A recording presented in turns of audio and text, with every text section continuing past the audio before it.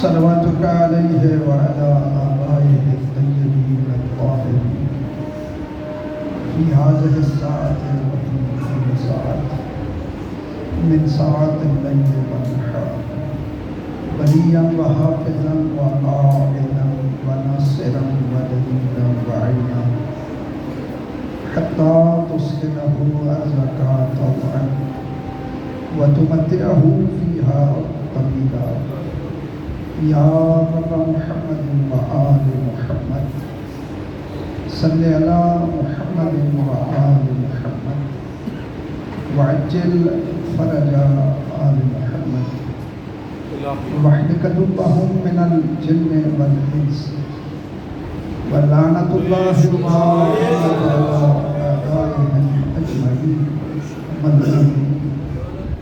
من الأزل إلى يوم الدين. اما بعد فقد قال الحكيم في كلامه بسم الله الرحمن الرحيم ولقد اخترناهم على علم على العالمين. شہنشاہ معظم امام زمانہ کی آمد و سلامتی کے لیے سب مل کے سلام.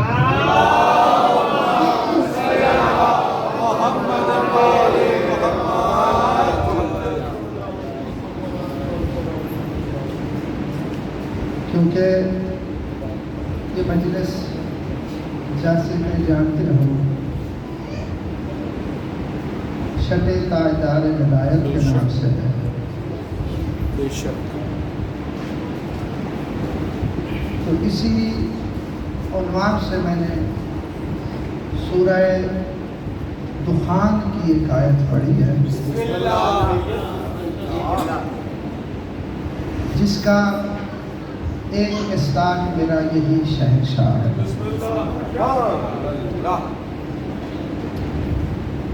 قرآن میں اللہ ایک عام اعلان کر رہا ہے کہ لقد اخترناہم علی علم علی العالمین، کہ ہم نے ان سب کو مختار بنایا ہے. علی علم، انہیں مختار بنانے کی وجہ ان کا علم ہے.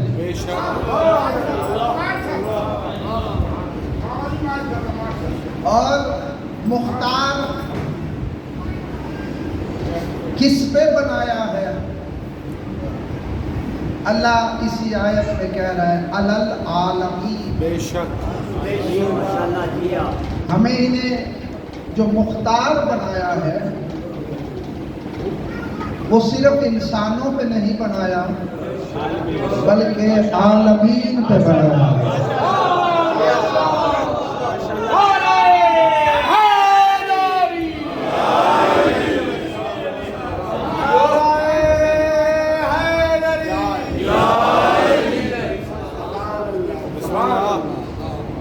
بظاہر آیت میں کسی کا نام نہیں ہے کہ کسے مختار بنایا.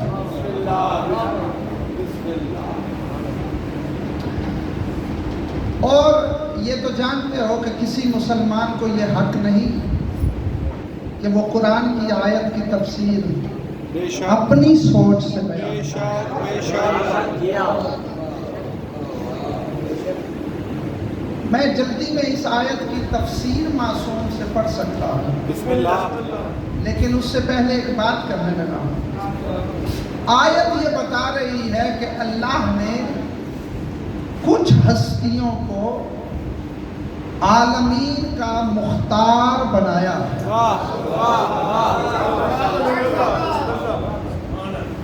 اچھا، یہ مختار کیا ہوتا ہے؟ آسان لفظوں میں اگر سمجھاؤں، یہ دنیا داری کے قانون میں بھی آپ کبھی کبھی اپنی جائیداد کا، اپنی پراپرٹی کا، اپنی کل ملکیت کا کسی کو مختار خاص بنا دیتے ہیں. جب آپ کسی کو مختار بنا دیں تو پھر اسے آپ سے بھی یہ پوچھنے کی ضرورت نہیں رہتی کہ میں یہ کیا کروں.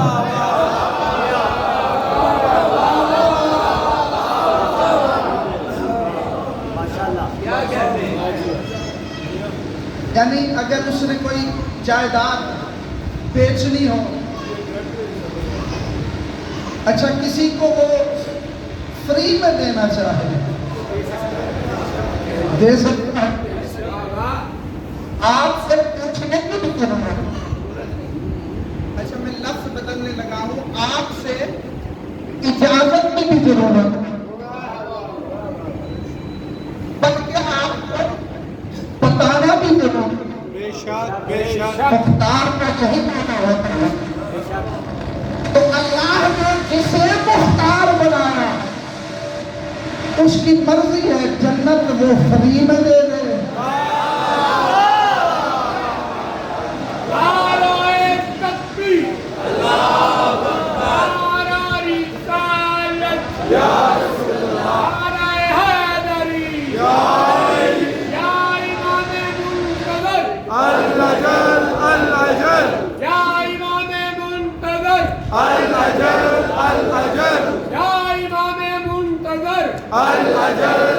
اے رئیس بے بدل الاجل الاجل اے ترازوے عدل الاجل الاجل اے نبوت کے کمر الاجل الاجل کرسی تیری ہے اصل الاجل الاجل نعرہ مل کے حیدری.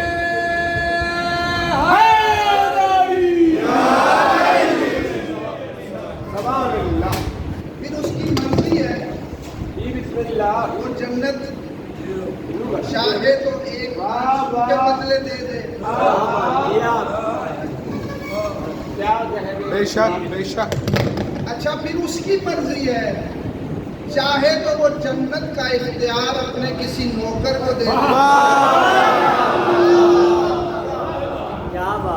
مختار کا یہی معنی ہے. یعنی میں تفصیل میں نہیں جانا چاہ رہا، کا کم ہے کہ وہ اس کے ہر کام کا بغیر اذن کے مختار ہے. بے شک بے شک. ہر کام کا، یعنی دنیا کے کام یا آخرت کے کام. بے شک. اچھا اگر کبھی میں کسی کو مختار دے دوں، مختار عام میں کسی کو اگر دے دوں، بسم اللہ. آپ میرے پاس بھی چل کے آئے کہ آپ کی اس زمین کا معاملہ کرنا ہے، تو میں بھی یہی کہوں گا اسی کے پاس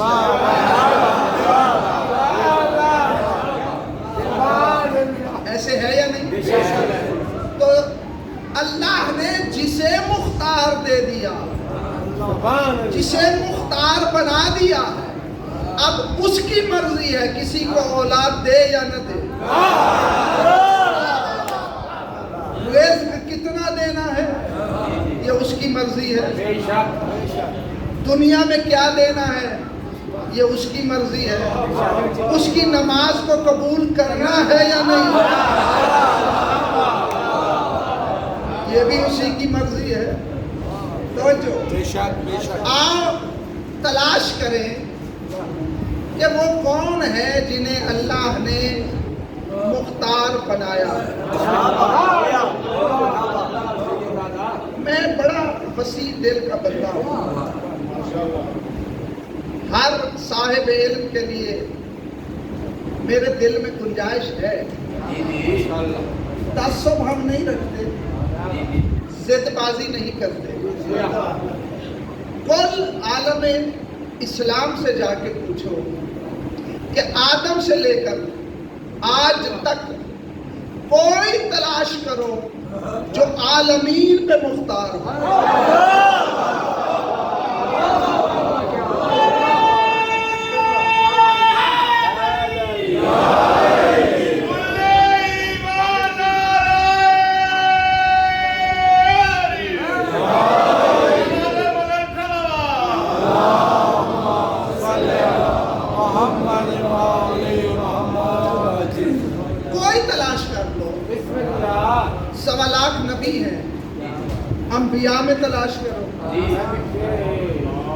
انبیاء میں کچھ نبی ایسے ملتے ہیں جن کے پاس اختیار تھا. بے شک میں تفصیل میں نہیں جانا. قرآن میں یوسف نبی کا ذکر ہے کہ اس نے کہا مجھے امین بنا لو، میرا زمین پہ اختیار ہے، زمین کے خزانوں پہ میرا اختیار ہے. یوسف مختار ہے لیکن صرف زمین کے خزانوں. بسم اللہ. سلیمان نبی کو روئے زمین کی حکومت ملی تھی، کچھ فضا کی بھی ملی تھی. وہ مختار ہے ہماری اس زمین کا. بے شک جو نبی بھی مختار ہے وہ یا کل زمین کا ہے یا زمین کے کچھ حصوں کا. بے شک جب میں نے تلاش کرنا چاہا تو مدینے کی سرزمین میں صادقین میں سے صادق آل محمد فرما رہے تھے نحن الذین اختار اللہ علی العالمین، جنہیں عالمین پہ اللہ نے مختار بنایا ہے وہ ہم ہیں.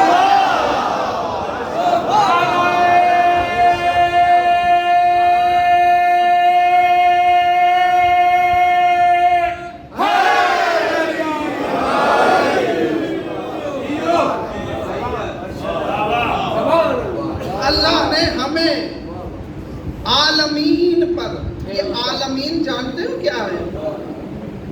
ویسے میں نے جب روایات میں تلاش کیا تو 80,000 عالمین کی تعداد بے شک مجھے روایات میں ملی ہے جو بن چکے ہیں. بے شک بے شک بے شک. وہ 80,000 عالم بن چکے ہیں، بننا رکا نہیں.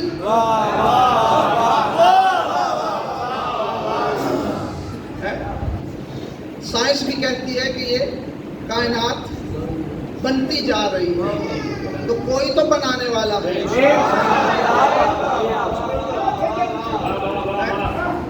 ہاں، عالمین کیا ہے؟ جس پر آل محمد کو اختیار ہے. بس اس کو سمجھنے کے لیے اللہ نے ہر مسلمان پہ فرض کیا ہے کہ ہر نماز میں سورہ حمد پڑھے. سورہ حمد میں ہم کہتے ہیں الحمدللہ رب العالمین.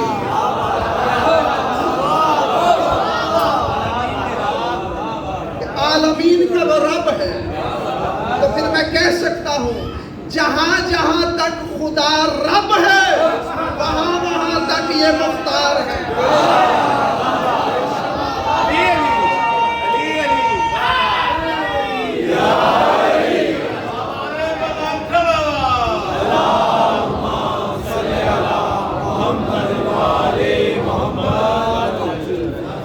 اچھا، آیت کیا کہہ رہی ہے کہ انہیں ہمیں مختار کیوں بنایا ہے؟ اللہ علم. بے شک مختار بنانے کی وجہ ان کا علم ہے. توجہ، یعنی علم کی بنیاد پہ یہ مختار ہے عالمین کے. تو پھر ان کا علم کتنا ہے؟ کم از کم اتنا ہے جتنا عالمین ہے.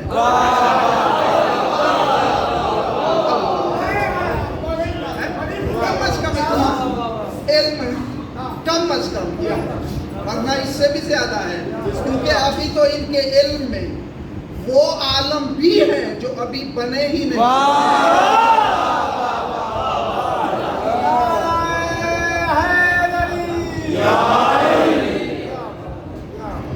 اور غالباً میں نے ایک مجلس میں بتایا تھا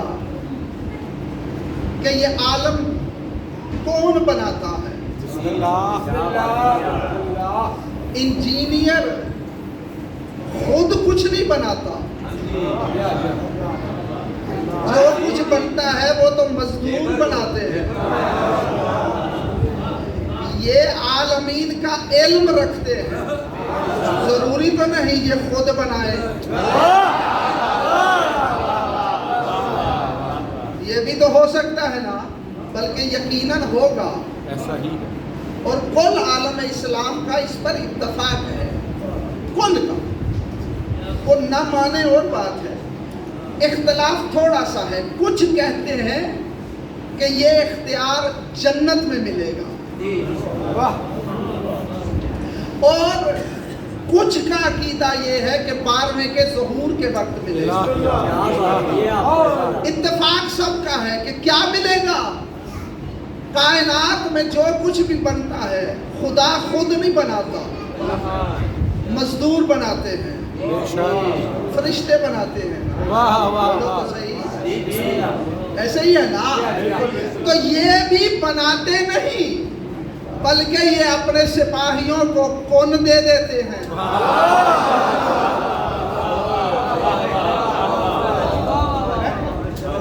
اور میرے مالک کا ہر سپاہی کن فیکون کا مالک ہوگا، الہی، ایسے ہی ہے نا؟ بے شک۔ تو جب کن فیکون کا مالک ہوگا تو ہر سپاہی چاہے تو اپنے لیے ایک عالم بنا لے،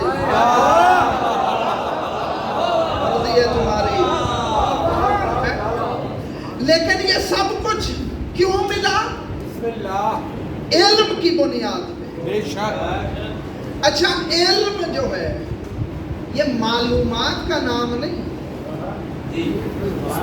علم ویسے بھی رسول پاک کا فرمان ہے کہ العلم نور واہ، یقذف اللہ فی قلب من یشاء، علم نور ہے، اللہ جس کے دل میں چاہے وہ ڈال دیتا ہے۔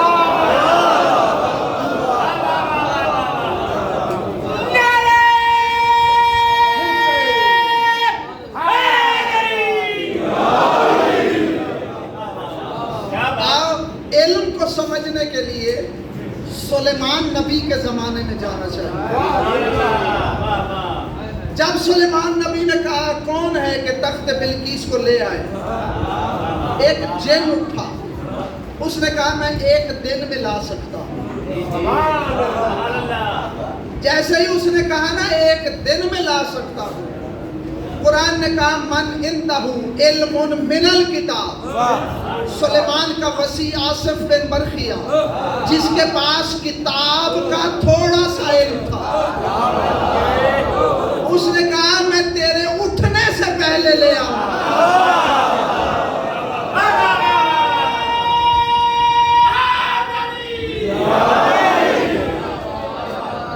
یعنی علم ایک طاقت کا نام ہے، صرف معلومات کا نام نہیں۔ علم کی بنیاد پہ انسان، یہ جو عاملین ہوتے ہیں، پیر صاحبان جو واقعاً عامل ہوتے ہیں، کچھ پڑھتے رہتے ہیں تو اس کے بدلے میں انہیں طاقت ملتی ہے، وہ علم کی طاقت ہوتی ہے، سمجھ آ رہی ہے؟ آؤ، اس کے پاس تھوڑا سا علم تھا، اور صادق آل محمد کا علم کیا ہے؟ ویسے تو یہ سوچنے کی بھی ضرورت نہیں کہ یہ سارے صادق ہیں۔ بے شک۔ چھٹے شہنشاہ کو صادق آل محمد کیوں کہتے ہیں؟ بسم اللہ۔ اس کی وجہ یہ ہے کہ اس شہنشاہ نے ہر معصوم کے معجزات کو بھی ظاہر کیا، مصائب کو بھی ظاہر کیا، ہر معصوم کے۔ آل محمد میں دو ہستیاں ہیں جنہوں نے منفرد دعویٰ کیا ہے، حالانکہ اس دعوے کے مصداق سارے تھے۔ کسی نے میرے صادق آل محمد سے پوچھا مولا آپ جو فرما رہے ہیں اللہ نے ہمیں مختار بنایا ہے علم کی بنیاد پہ، مولا آپ کا علم کتنا ہے؟ جیسے ہی اس نے پوچھا نا علم کتنا ہے، تو پہلے تو مولا نے اپنی جلد کو دکھا کے کہا ھذا جلد رسول اللہ،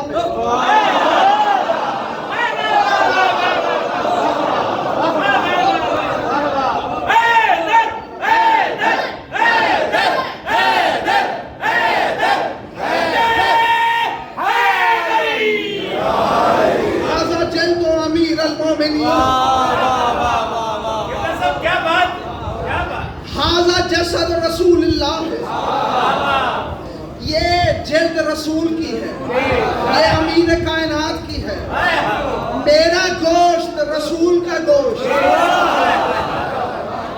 میں ایک ظریف سی بات کرنے لگا ہوں اور ممبر کی ایک غلط عام کو کی بھی اصلاح کرنے لگا ہوں، اور تقریباً یہ غلط عام میں نے ہر دعوے دار علم سے سنی. میرے مالک نے فرمایا یہ میرا خون رسول کا خون ہے، یہ خون امیر المومنین کا خون ہے. توجہ، تمہارے ملک میں جتنے دعوے داران علم ہیں، بسم اللہ. میں نے سب سے اس جملے کا ترجمہ جو سنا ہے وہ غلط عام ہے. سب اس کا ترجمہ ربا ربی میں شاید کر جاتے ہیں کہ مولا نے فرمایا میرا خون رسول کے خون سے بنا ہے، یا میرا خون امیر کائنات کے خون سے بنا ہے. یہ جملہ ہی نہیں، یہ خون سے نہیں بنتے.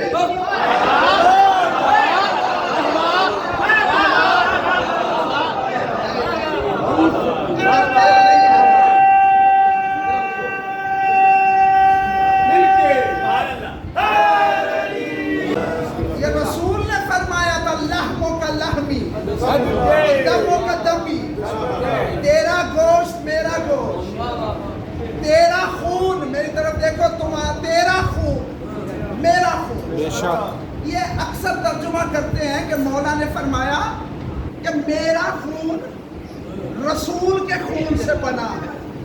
یہ تو فرمایا ہی نہیں. یہ نہیں فرمایا میرا خون رسول کے خون سے بنا ہے. اور یہ ربا ربی میں کہتے ہیں خطابت میں کہ رسول نے فرمایا یا علی تیرا خون میرا خون ہے، اور یہ نہیں فرمایا کہ میرا خون تیرا خون ہے. یہ غلط فہمی ہے. صادق آل محمد فرما رہا ہے میری جلد رسول کی جلد ہے. صادق آل محمد فرما رہا ہے میرا خون رسول کا خون ہے.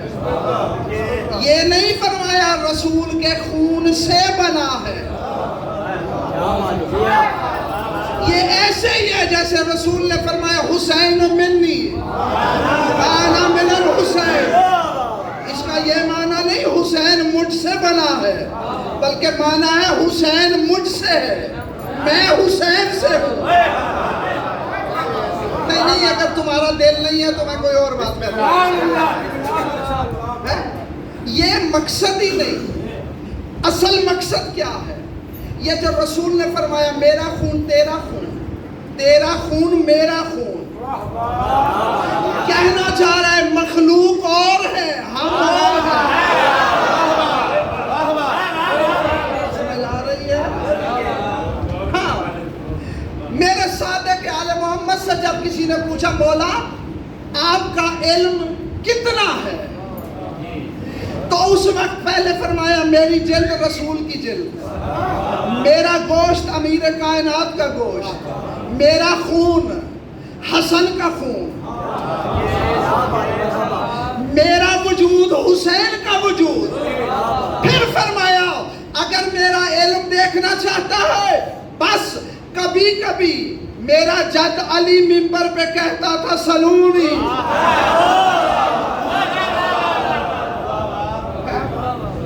تو بس جیسے وہ سلونی کہتا تھا ویسے میں کہہ رہا ہوں سلونی.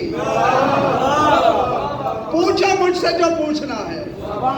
توجہ، تھوڑا سا بس اشارہ کرنے لگا ہوں. میرے چھٹے مالک نے علم کے وہ دریا و سمندر بہائے ہیں جو ان کے آباء و اجداد نے بھی ظاہر نہیں کیے، بعد والوں نے بھی نہیں کیے. ہاں، اس سے زیادہ علم کھلے گا جب میرا 12واں آئے گا. یا امام المنتظر، یا امام المنتقم، نعرہ حیدری.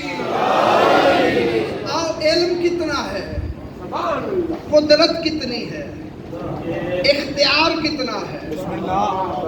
اور یہ گفتگو اس لیے کر رہا ہوں، پچھلے ہفتے گفتگو ہوئی تھی نصرت پہ، تو میں نے عرض کیا تھا کہ نصرت امام میں یہ نہ سمجھنا کہ انہیں ہماری نصرت کی ضرورت ارشاد ارشاد ضرورت نہیں ہے، شرف دینا چاہتے ہیں۔ بسم اللہ بسم اللہ ہاں، ان کی طاقت کتنی ہے، علم کتنا ہے، بس علم کا اندازہ اس سے لگاؤ۔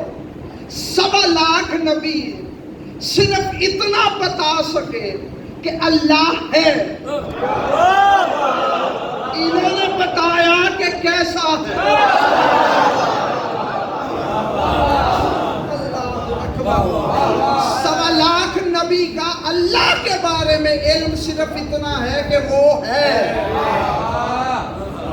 اور یہ جانتے ہیں کہ وہ ہے، کیسا ہے۔ سمجھ آ رہی ہے؟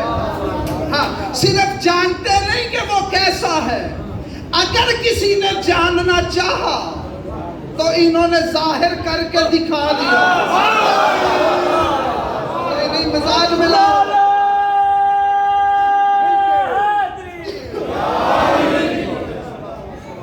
یعنی جس نے اللہ کی جس صفت کو جاننا چاہا میرے مولا نے کر کے دکھایا۔ تم کیا سمجھتے ہو کہ رسول کے ہاتھوں پہ جو کنکریاں بولی تھی وہ کیوں بولی تھی؟ صرف زمانہ سوچتا تھا کہ موسیٰ سے اللہ جب بولتا تھا تو درخت سے آواز آتی تھی، کیسے آتی تھی؟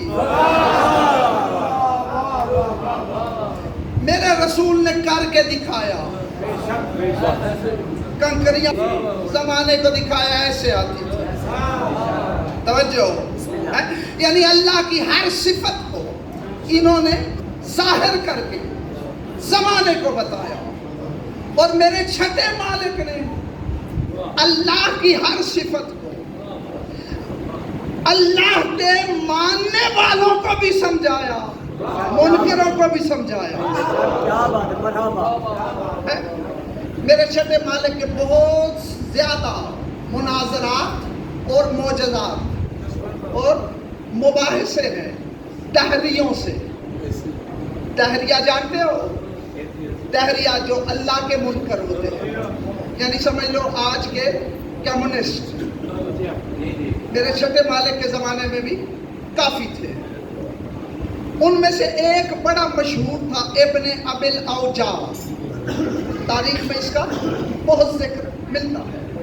وہ اللہ کا منکر تھا اور میرے چھٹے مالک سے آ کے بڑی بحثیں کرتا تھا، سوال جواب ہے۔ کچھ اس کے ماننے والے بھی تھے تو وہ اسے اکساتے تھے اور بحث کر، لیکن جب بھی بحث کرتا تو ناکام ہی واپس جاتا۔ ہاں، آخر اس نے سوچا کوئی بندوبست کروں، اپنے چاہنے والوں کو کہا آج میں منوا کے آؤں گا۔ گرمیوں کے دن تھے، اس نے کچھ گوبر اور غلاظت کو جمع کر کے کافی دن بند کر کے رکھ دیا، اس میں کیڑے پیدا ہو گئے۔ وہ اٹھا کے لے گیا محفل میں، سامنے رکھ کے کہا یا صادق آل محمد، بسم اللہ بسم اللہ، یہ جو کیڑے مت بنے ہیں انا خالق ہوں، میں ان کا خالق ہوں، تمہارے اللہ نے نہیں بنائے۔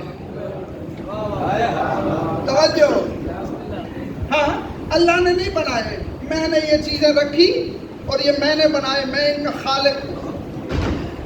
تو میرے مالک نے فرمایا یہ تو جانتا ہے نا جو جس چیز کا خالق ہوتا ہے اسے اس کا سارا علم ہوتا ہے۔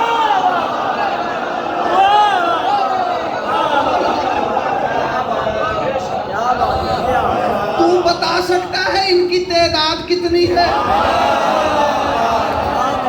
ان میں نر کتنے ہیں، مادہ کتنے ہیں، یہ زندہ کب تک رہیں گے، مریں گے کب اور کس وجہ سے مریں گے۔ مبہوت ہو گیا، کہتا ہے یہ تو مجھے نہیں پتا۔ واہ واہ، توجہ، یہ میں نہیں جانتا کتنے ہیں نر مادہ، یہ تو مجھے شعور بھی نہیں، پہچان بھی ان میں نہیں ہے۔ اور کب مریں گے کوئی پتہ نہیں. اس وقت مسکرا کے فرمایا میں جانتا ہوں کتنے ہیں, میں ان میں سے جانتا ہوں نر کتنے ہیں, مادہ کتنے ہیں, یہ بھی جانتا ہوں یہ کب مریں گے اور کون سا کیڑا کس وجہ سے مرے گا.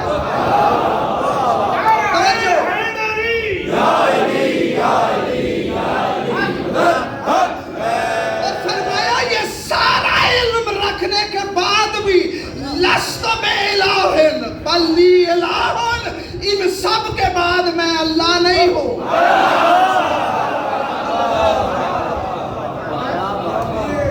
میرے مالک نے فرمایا میں اللہ ان سب کے باوجود. اچھا وہ دوست جو تھے نا کہتے ہیں چل اب اس سے زیادہ بےزتی نہ کروا. اچھا باہر آئے تو وہ جو اس کے حواری تھے انہوں نے کہا چلو ٹھیک ہے تیرے دلائل پورے نہیں تھے, بحث میں ہو جاتا ہے, لیکن ایک بات تو بتا, تو ان کے خلاف ہے لیکن جب محفل میں تو ان سے بات کرتا ہے تو اللہ جانے کیا وجہ ہے. زمانہ تجھے مانتا ہے, تیرے پیچھے ہم لوگ ہیں, صاحب اقتدار لوگ تیرے ساتھ ہیں, حکومتیں تیرے ساتھ ہیں,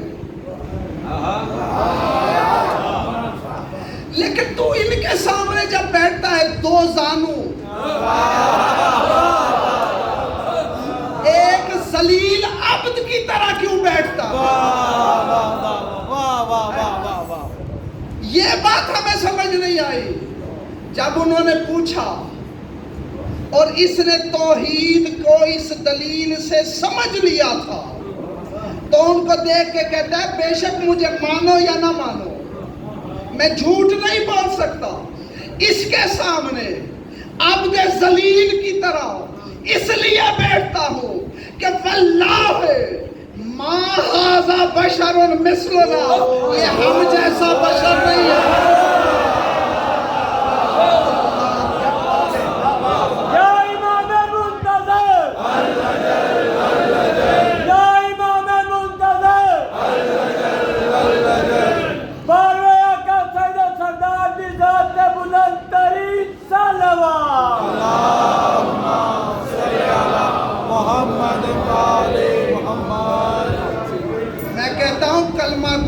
سے وہ بہتر تھا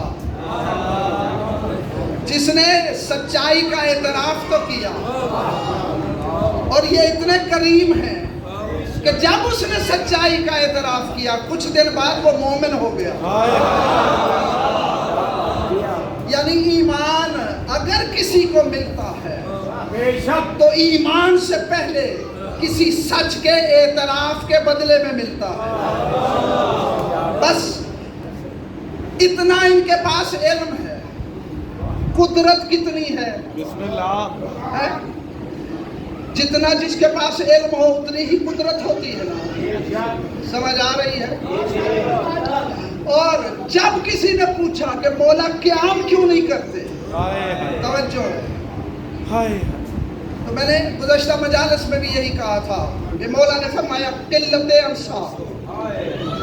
توجہ, یہ قلت انصار بھی اس کا بھی مقصد کوئی محتاجی نہیں ہے,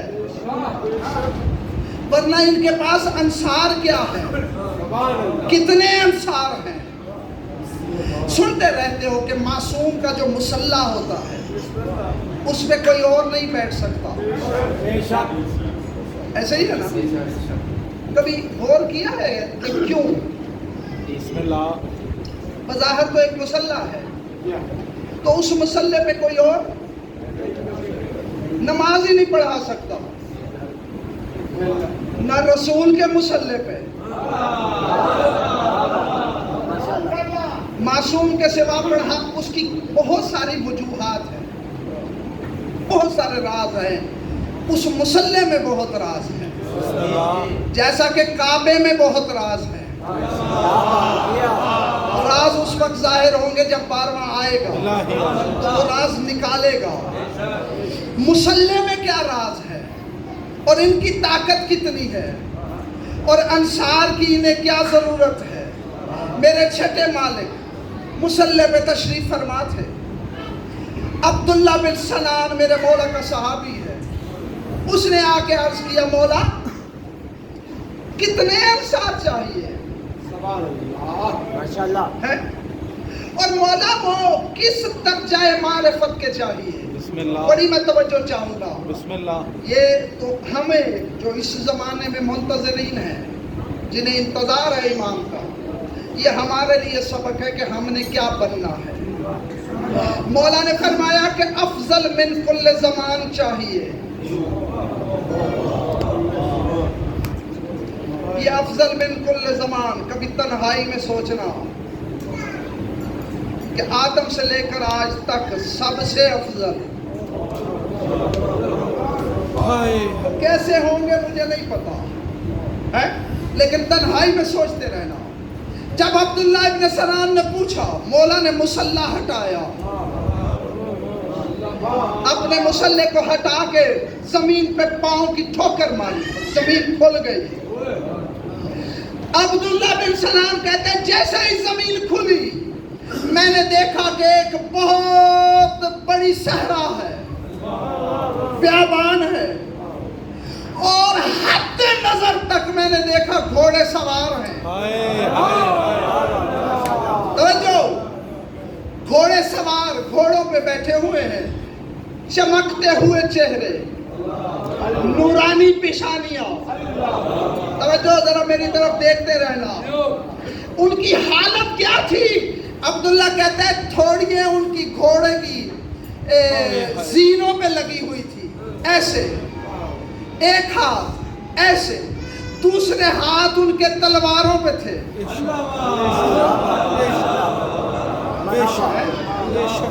دوسرے ہاتھ تلواروں پہ، اور آنکھیں ان کی راہ دیکھ رہی تھی. نہیں توجہ ہی نہیں کر رہے، میں تمہیں انتظار سمجھانے لگا. آنکھیں ایسے دیکھ رہی تھی جیسے کسی کا راہ دیکھ رہی ہو. ہاتھ باندھ کے عرض کرتا مولا یہ کون ہے، کیا کر رہے ہیں؟ فرمایا ہم اصحاب القائم.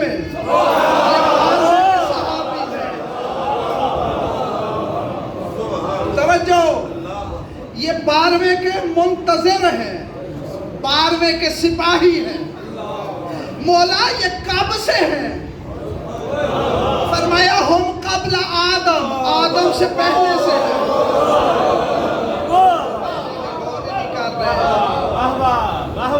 نہیں تھک گئے ہو تو میں چھوڑ جاؤں. آدم سے پہلے ہے، تو اس کا مطلب ہے وہ آدم کی اولاد نہیں ہے.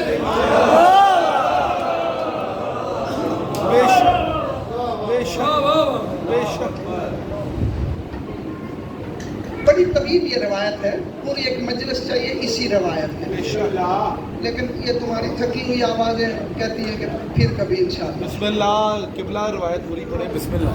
بس ایک جملہ صرف پڑھنے لگا ہوں آپ کی وجہ سے. مولا نے فرمایا آدم سے پہلے سے ہے. بسم اللہ. صرف آدم سے پہلے نہیں، بلکہ فرمایا لا یعلمون بخلق آدم، انہیں پتہ ہی نہیں کوئی آدم بھی بنا.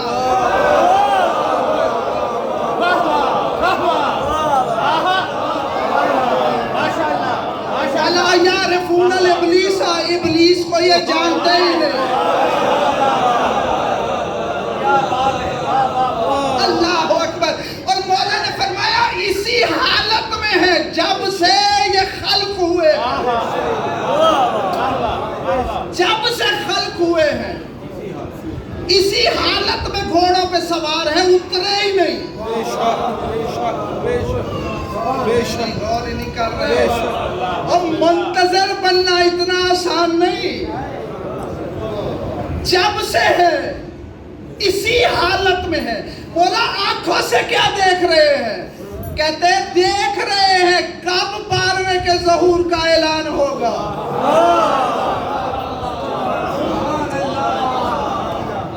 ہاں فرمایا ان کی صرف ایک ہی عبادت ہے، 12वें का इंतजार। तवज्जो, फरमाया मौला ये फरिश्ते हैं? नहीं। जिन है? नहीं। मौला क्या है? फरमाया इंसान है। इंसान आदम से आज तक कम से कम 7000 साल गुजर गए हैं। उस वक्त 1400 साल कम कर लो,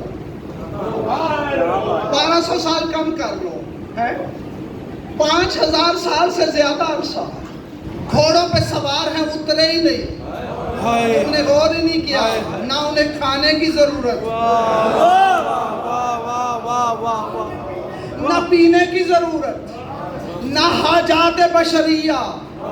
दुनिया अभी सोचती है कि मौला में क्या क्या है, और जब हम कहते हैं कि मौला बशरी तकाज़ों से बालातर है तो मुकस्सर मौलवी परेशान हो जाता है।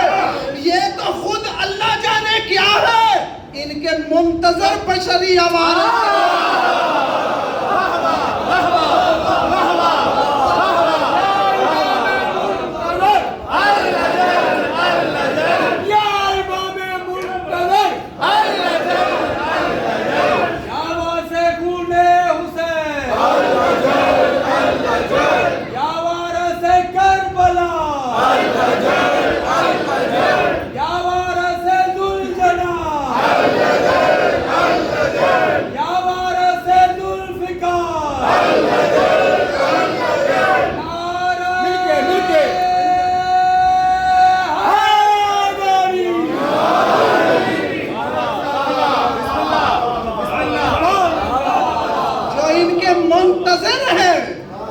बशरी तकाज़ों से बालातर होते हैं, उन्हें खाने पीने की जरूरत ही नहीं।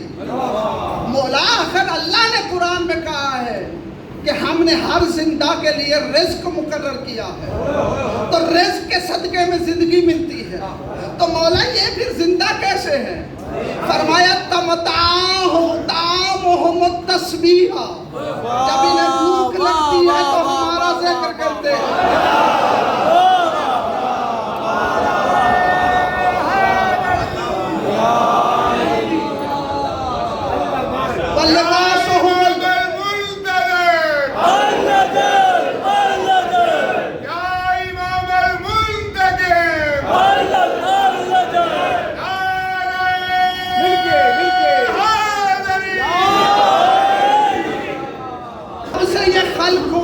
ऐसे ही है और इनकी और कोई इबादत नहीं सवाए 12वें के इंतजार।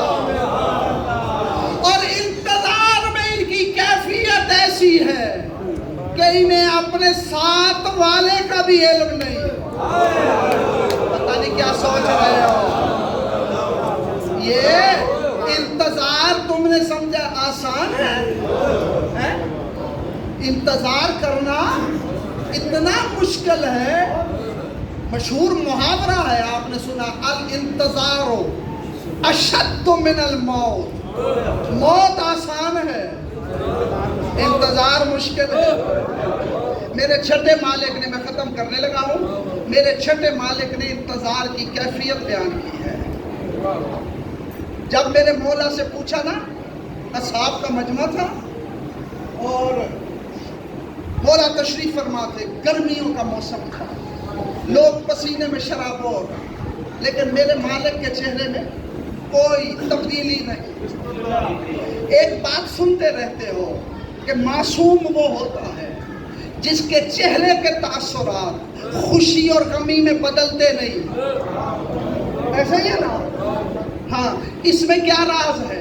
उनमें से एक राज ये है कि हर मासूम सारी जिंदगी 12वें के इंतजार में रहा है।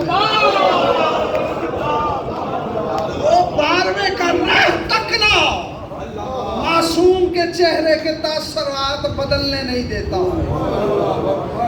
असहाब के मजमे में मेरे सादिक मौला ने ठंडी सांस भरी। जब ठंडी सांस भरी ना तो असहाब ने कहा, मौला क्या हुआ? فرمایا واہ آہن من قائمنا، ہائے ہمارا قائم کب آئے گا، ہمارا منتقم کب آئے گا۔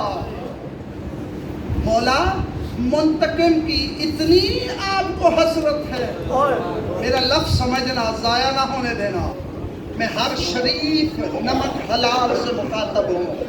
میرے مولا نے فرمایا اب تو راہ تکتے تکتے ہماری یہ حالت ہو گئی ہے کہ ہمیں سردی گرمی کا پتہ ہی نہیں چلتا۔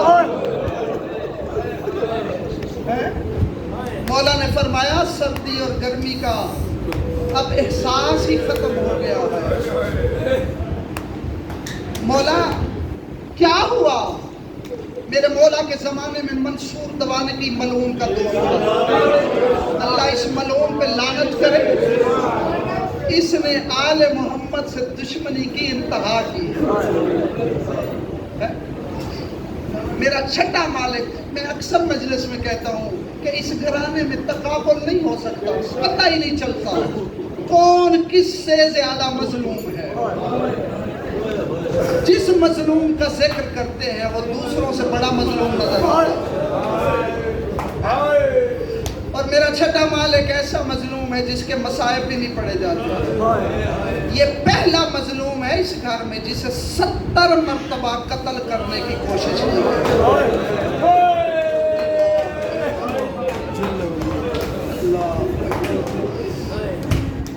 اللہ اکبر۔ اور تقریباً میرے اس مظلوم امام کو اپنے آجاد آباء و اجداد کے سارے ورثے ملے۔ عام طور پہ ذاکر عالم پڑھتے ہیں کہ مولا کی زندگی، کیونکہ مولا کے شاگرد بہت تھے، 2 سال درس کا سلسلہ رہا، ان 2 سالوں میں آسائش نظر آتی ہے، باقی 63 برس مظلومیت میں گزری ہے۔ آل محمد میں بظاہر سب سے بزرگ ہیں، 65 سال عمر میرے اس مولا کی ہے، یہ رسول کی عمر 63 یا 65 سال، 2 روایتیں ہیں۔ اور مظلومیت کیا ہے؟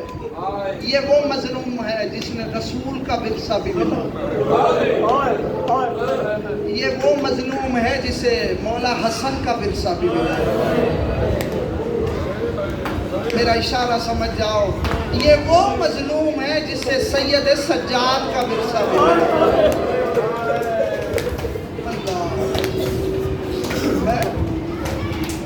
زیادہ دیر نہیں پڑھنا، اس مظلوم کی شہادت پہ میرا یہ ایمان ہے کہ کل آل محمد آتے ہیں، اور اس کی وجہ یہ ہے، یہ جو مجلسیں دیکھتے ہو نا، یہ جو سلسلہ مجالس کا ہے، یہ باقاعدہ طور پہ میرے چھٹے مالک کے دور میں شروع ہوا تھا، اور بڑی حسرت تھی میرے چھٹے مالک کو اپنے جد مظلوم کی مجلس کروانے۔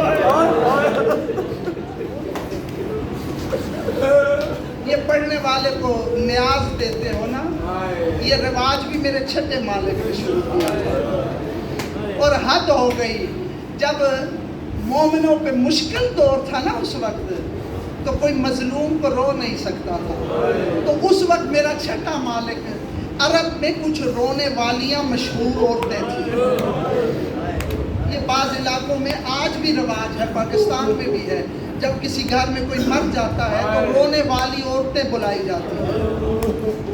یہ رسم و رواج رسول کے زمانے سے شروع ہوا۔ جب جناب حمزہ شہید ہوئے نا، تو رسول نے فرمایا تھا کہ میرے چچا حمزے پہ کوئی رونے والا نہیں، تو مدینے کی عورتیں جناب حمزہ کو رونے کے لیے گئی تھی، تو اس وقت سے یہ رواج شروع ہو گیا تھا کہ اگر کسی گھر میں کوئی مر جاتا تو رونے والی عورتیں آتی۔ ہائے ہائے، میرے اس مظلوم امام کو اپنے جد مظلوم کے مجلس کی اتنی حسرت تھی، میرے مولا مکے میں حج کے موسم میں اپنے غلاموں کو بھیجتے تھے، فرماتے تھے رونے والی عورتوں کو پیسے دے کہ آ کے مینا میں میرے دادے حسین کو روئے۔ اللہ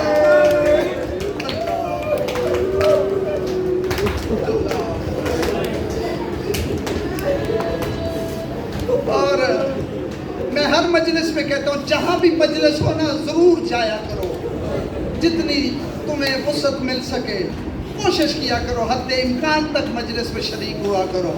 کیوں؟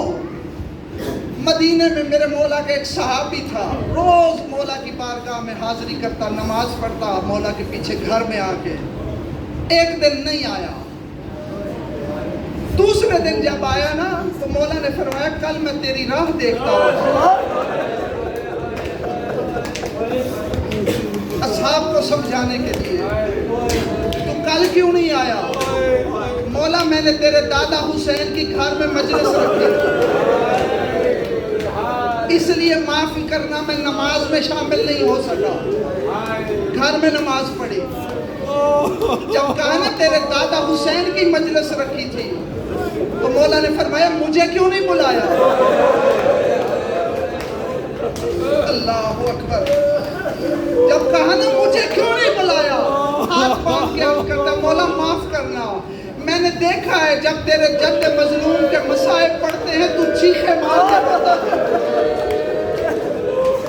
اور مجھے ڈر ہوتا ہے کہیں تو دنیا سے چلا نہ جائے، میں نے اس لیے نہیں بلایا۔ مولا نے فرمایا کیا تو سمجھتا ہے میں اس مجلس میں نہیں تھا؟ میں مجلس میں آیا تھا، مولا میں نے تو دعوت نہیں دی۔ جس کا دادا بہنوں کے سامنے مارا جائے اس کے ذکر میں دعوت کی ضرورت نہیں پڑتی۔ میں خود آ گیا، اب دل دکھے مجھے معاف کرنا۔ روایت میں لفظ یہی ہے، مولا تو کہاں بیٹھا تھا؟ فرمایا دروازے کے پاس۔ اللہ اکبر۔ مولا پھر صدر مجلس میں کیوں نہیں بیٹھا؟ وہاں فرمایا وہاں میری دادی بطول تھی۔ اللہ اکبر۔ فرمایا میں دروازے کے پاس بیٹھا، اور صرف بیٹھا نہیں، جو بھی میرے دادا حسین کی مجلس میں آیا میں نے اس کا شکریہ ادا کیا۔ اللہ اکبر۔ بس ایک جملہ، کتنی حسرت ہے، یہ تو بتانے کی ضرورت نہیں ہے نا کہ اس گھر کا پردہ کتنا ہے۔ یہ وہ ہے جن کی گھر کی مستورات کی آواز کبھی ہمسائے نے نہیں سنی۔ اللہ اکبر۔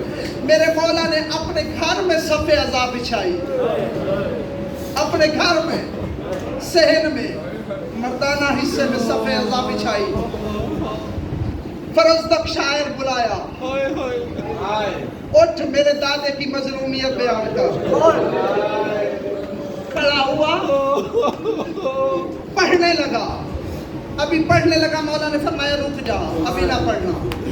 اپنے غلاموں سے کہا کہ کناتے لگاؤ، کناتے لگ گئی۔ مولا نے فرمایا اپنی کنیز سے جا میری پاک اماں سے کہہ کہ میرے جد مظلوم کی مجلس ہے، مجلس میں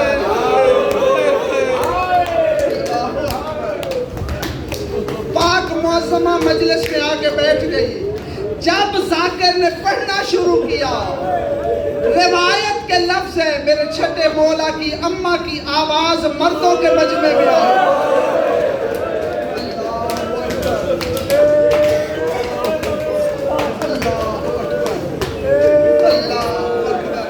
میرا چھٹا مالک بھی غیرت کا خداوند تھا، لیکن میرے مولا نے ذاکر کو روکا نہیں۔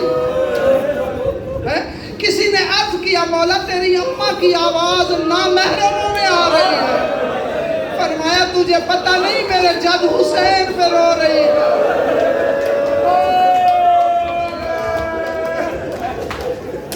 اللہ اکبر۔ اب جو ماتمی بیٹھے ہو تمہارے لیے ایک جملہ پڑھنے لگا ہوں، کبھی مصائب میں بے پرواہی نہ کرنا۔ تم سنتے رہتے ہو، تمہارا 7واں امام بغداد کا قیدی، جب میرے چھٹے مولا کے گھر میں مجلس تھی، مولا کی اماں کی آواز بلند ہوئی۔ اللہ اکبر۔ ایک مرتبہ مرتبہ خادم بھاگتا ہوا آیا، شاعر کو کہتا ہے ممبر چھوڑ دے، کہتا ہے کیوں؟ رو کے کہتا ہے 4 سال کا موسیٰ کاظم رو رو کے بے ہوش ہو گیا۔ اللہ اکبر، اللہ اکبر۔ اور میرے چھٹے مالک کا کیا عالم ہے، آنسو نہیں ساون کا بادل ہے۔ تم نے کبھی کبھی مجلسوں میں دیکھا ہوگا کہ کچھ عزادار ہوتے ہیں جو بے ترتیب ماتم کر رہے ہوتے ہیں۔ روایت کے لفظ ایسے ہی ہے کہ تیرا چھٹا مالک بے ترتیب ماتم کر رہا ہے۔ اللہ اکبر۔ کسی نے عرض کیا مولا تیری یہ حالت، فرمایا تجھے پتہ نہیں شام غریبہ کا منظر کیا تھا۔